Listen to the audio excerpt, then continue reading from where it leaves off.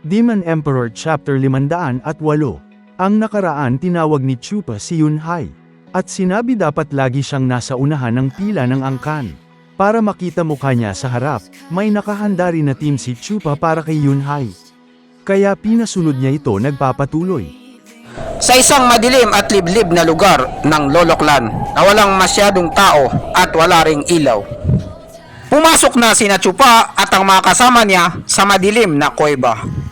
Bumungad sa kanila ang maraming butas na hinukay na hugis bilog. Ano kaya ang laman ng mga bilog na to? Hintayin muna natin si Chupa kung ano ang sasabihin niya. Pinalaki ko to ng ilang buwan sa ilalim ng lupa. Pinasipsip ko sa kanila ang inang kalikasan.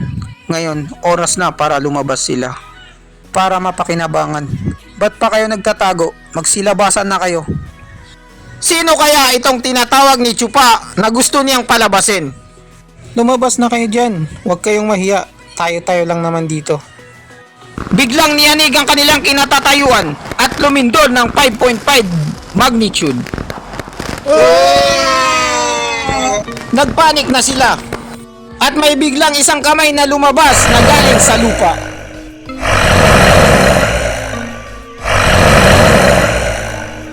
OMG, nagsilabasan na ang mga zombie. Ano ba to? Apocalypse na ba? Ano to? Mga zombie? 1,000 taon na ang tanda. Parang yung napanood ko lang sa Walking Dead. 5,000 radiant states, 30,000 na profound states. At ang iba sa kanila ay mga bone tempered glass. Saan ka makakakita ng ganyan? Kahit limutin mo pa ang buong Pilipinas. Magandang umaga sa inyo, pinuno ng angkan, stewardess Chupa, at mga matatanda. Binati sila ng mga zombie. May utak din pala ito kahit papaano. Hindi tulad ng napapanood ko sa mga movies na walang utak. Sila ngayon ay mga bagong disipulo ng Noloklan. Napatungangan na lang si Yunhai sa narinig niya. Ako mismo ang gumawa niyan at pumili ng mga pandigmang puppet. Makakasigurado ka na quality yan. May mga bakal na katawan at kakayahang lumipad na parang manananggal.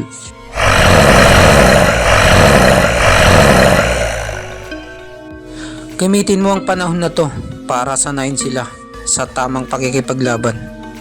Tatalunin nila ang mga taga Mindanao at ibibigay nila sa iyo ang lahat ng utang. Sa isang pasilyo na walang katao-tao, lampara lang ang ilaw, walang chandelier. Halata sa mga dingding na 1 taon nang hindi nalilinisan. Makikita mo ang isang pintuan na parang kulungan lang ang estilo. Sa loob nito, may isang taong nakagapos. Bigla siyang naalimpungatan at nagising. Papalapit na pala sa kanya ang mahal na emperador na pababa ng hagdan at tumatawa pa. Matalik kong kaibigan, punong ministro, Zugi Kanfeng. Ano, nagustuhan mo ba ang bagong tirahan mo? Maraming salamat, kamahalang emperador. Dahil naalala niyo pa ako, maayos naman ang buhay ko dito. Wala akong pinoproblema na korte at politics. Wala ring magtatangka sa buhay ko dito. Tahimik lang si Mark. Binigyan mo ako ng peace of mind na matagal ko nang nakalimutan.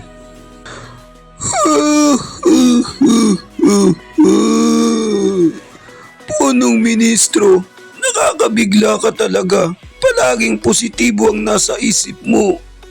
Wala talaga akong masabi sa'yo. Pinapahanga mo ako lagi. Nagagawa mo pang mag-enjoy at mag-celebrate mag-isa dito kahit tinalo na kita. Ang talo ay talo. Huwag mo nang banggitin yan. Nakakasira ka ng mood. Kahit gaano pa ako magdalamhati dito, wala pa ring mababago. Kaya mas magandang enjoy ko na lang ang life with peace of mind. Siya nga pala, ba't ka na pa rito, mahal na emperador? Huwag mong sabihin sa akin na na-miss mo ko. O baka naman nandito ka, sa akin mo ibuhos ang lahat ng galit mo. Hindi naman siguro. Kailangan kang mamatay. Hindi ka pwedeng maiwan sa mga anak ko. Baka mapariwara sila. Pero Hindi yun ang dahilan at hindi ko minamadali ang kamatayan mo. Ang tagal na nating magkasama sa serbisyo, mahigit 100 taon na. Yung ibang tao, tinatawag na nila itong relationship, bawal na pag-ibig. Naintindihan natin ang isa't isa at nararamdaman natin ng isa't isa. Kaya bago ako mamatay, isasama kita, pero hindi muna ngayon. Kapag nauna kang namatay, malulungkot talaga ako at hindi ako inom ng kape sa burol mo. Kaibigan. Ha ha ha ha ha ha. Mahal na emperador, yan bang tinatawag mong pagkakaibigan? Nagsisiraan tayo sa isa't isa sa loob ng ilang dekada. Salitang pagkakaibigan. Isang malaking kahibangan at maling akala para sa akin. Nung kabataan ko, naniwala ako sa iyo, mahal na emperador. Hindi ka pala isang totoong kaibigan. Isa kang fake friend. Nung nag-add friend tayo, in-unfriend mo ako pagkatapos ako lang ang nakafollow sa iyo. Ikaw hindi. Naging followers mo lang ako sa FB. Yan ang tinatahak na daan ng mga fame war. Sila lang ang nakikinabang sa mga followers nila. Pag magbibigay sila ng konti, ipopost at bibidyohan nila para dumami pa ang mga followers nila. Isang malaking panduloko. Ikaw lang ang nakikinabang sa mga views, sumasahod. Niloloko mo lang kaming lahat ng mga followers mo. Ang namumunong katulad mo ay iba ang tinatahak nilang landas. Nakikipagkaibigan ka lang para magamit mo at punong-puno pa to ng panluloko. Hindi makapagsalita ang mahal na emperador dahil na real talk siya ni Zugi Canfeng. Tama ka na, Akla. Inaamin ko, totoo ang sinasabi mo.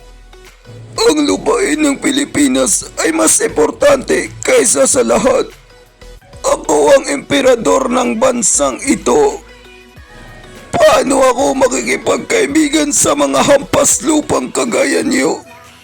Ipinapakita talaga ng mahal na emperador ang kanyang pagiging mata pobre. Kahit ni minsan, hindi ko pinangarap over my dead body. Nung nagtatrabaho pa tayong dalawa sa Jollibee, itinuring kitang bilang kaibigan. Pero nagawa mo pa rin akong lokohin. Natatandaan mo pa ba si punong ministrong yang? Maliit na opisyalis pa ako nun. Pero dahil sa inyo, mahal na emperador, tumaas ang rangko ko. Kayo ang naging backer ko. Maraming salamat sa inyo. Sa tulong at malasakit niyo sa akin. Sabi niyo sa akin, isang masamang tao si Ministro Yang. At siya ang may kontrol ng Korte Suprema ng Pilipinas. Nagtanong ka sa akin para makipagtulungan. Pabagsakin ng traidor at palitan siya sa pwesto para sa ikagaganda ng Pilipinas. Ganun din ang nasa isip ko. Kaya naman, pinaaresto ko na siya. Gamit ang ginawa mong ebidensya, mahal na emperador. Pero nang pumasok ako sa bahay nila, gamit ang arrest warrant, sinabi niya sa akin na mag-iingat daw ako sa iyo at nagpakamatay siya. Napatunga nga talaga ako at wala akong masabi sa mga nangyari. Pero ang traidor, ang mga sinabi niya sa akin na paninira sa iyo. Pero pagkatapos ng 10 taong pagtatrabaho ko sa inyo na may kasamang dedikasyon, nangyari ulit ang tulad sa nakaraan. Mahal na emperador, nakahanap ka na ng ibang pamalit sa akin. Inakit mo siya para labanan ako at maglingkod sa inyo, pamalit sa akin. Hindi ko talaga lubusang maisip kung bakit niyo ginawa yun. Nanahimik na lang ako sa isang tabi at hindi ko pinapatulan ang lahat ng panghamon niyo at paninirang puri habang hinahanap ko ang talambuhay ni punong Ministrong Yang. Nalaman ko ang katotohanan at nagulat din ako. Siya pala ang unang pinagkakatiwalaan at tapat sa imperyo. Pero mahal na emperador, pinilit niyo siyang magrebelde. Ngayon, naintindihan ko na ang mga sinabi niya sa akin noon.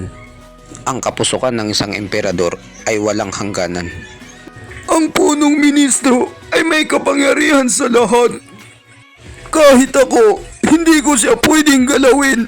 Baka magalit sa akin ang sambayanang Pilipino at ang ibang opisyal ng bansa. Ang kaya ko lang gawin ay tanggalin siya sa tungkulin. Pero si Punong Ministrong Zugi ay isang matalino. Marami na akong ginawang hakbang, pero hindi ka pa rin natatanggal dyan sa pagiging punong ministro. Lagi kang may pangontra sa lahat ng ipalit ko sa'yo. Alam ko na totoo ang mga hula ni Yun Suan. Ang ulo ng 4 na poste ay ikaw. Gamit ang iyong kapangyarihan, takot sa'yo ang 7 malalaking bahay. Nagagawa mong mabalanse ang labas-pasok ng Korte Suprema. Kahit ano ang gawin ko, kontrolado niya pa rin ang lahat, mahal na emperador. Kahit nararamdaman ko to, I had the feelings. Nalalaman ko to habang tumatagal at nakakagawa ako ng pangontra at nakakaalis sa bitag. Hindi ko lubusang maisip, mahal na emperador, na tatawagin niyo akong pinakamatalino sa buong Luzon. Pero para sa akin, kayo mahal na emperador ay walang katulad. Mas mataas at mas mahusay kayo kesa sa akin. Punong ministro, wag mong masyadong ibaba ang sarili mo. Isa lang akong matandang hukluban na namumuno. Nagawa mong papasukin ang mga hukbo ng Mindanao sa Luzon nang hindi ko namamalayan. Nagawa mo akong i-corner kasama sila. At wala na akong magagawa kundi ibigay ang 10% ng lupain ng Luzon para lang mapaatras sila. Hindi mawawala ang kahihiyan na to hanggat nabubuhay ako. Binigo ko ang taong sambayanan at ang mga ninuno natin. Ngayon alam ko na, sa akin mo isisisi ang lahat. Sa pagbibenta ng lupain, ako ang magdudusa sa bandang huli. Kamahalang emperador, napakalalim talaga ng mga kalkula mo. Gamit ang 100 taong matandang hukluban na may pambihirang kapangyarihan, pinahanga mo talaga ako. Ang pagbibenta ng bansa ay idadagdag na naman sa mga kaso sa akin. Ang mga krimen na nagawa ko na walang katapusan. Hindi na ako magtataka kung ako ang magiging pinakamasamang kriminal sa kasaysayan ng bansa.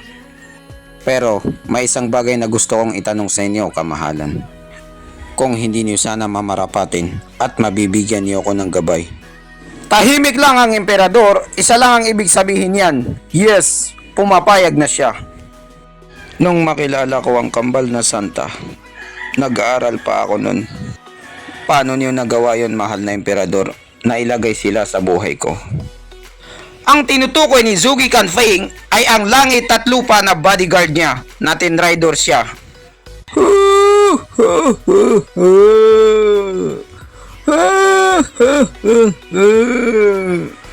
Kailangan mo lang si Yuzuanzi at salamat sa kanya. Bago niya ito isa publiko, minaritis niya muna sa akin. Kayong dalawa ay magiging bigating tao sa buong Luzon. At sinabi ko sa kanya na huwag niya munang i-post sa social media. Dahil gusto ko munang makita kung anong mga katangian meron kayo. At dito nagtatapos ang chapter 508. Maraming salamat po sa panunood. Sana nagustuhan nyo. Mag-subscribe para laging updated po kayo.